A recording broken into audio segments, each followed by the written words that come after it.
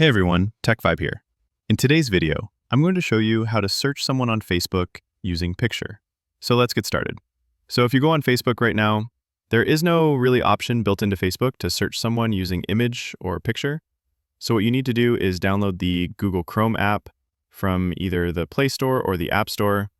So once you download the Google Chrome app, which is going to look like this, Google Chrome or the Google app, you're going to see it open like this.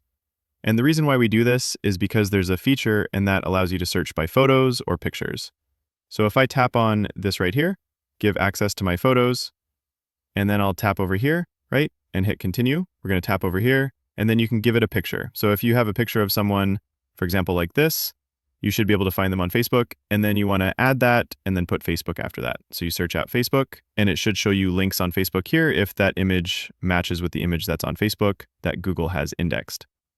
So this is going to work for some part might not work. Again, it is one way to search them because there is no actual way that Facebook provides. So you're going to use a Google image search and the Facebook as a comment, and you should be able to find someone if they exist on Facebook with that picture. So that's how you do it. I hope this video is helpful. If so, please consider a like and subscribe button for more tips and tricks for Facebook. We'll see you guys next time.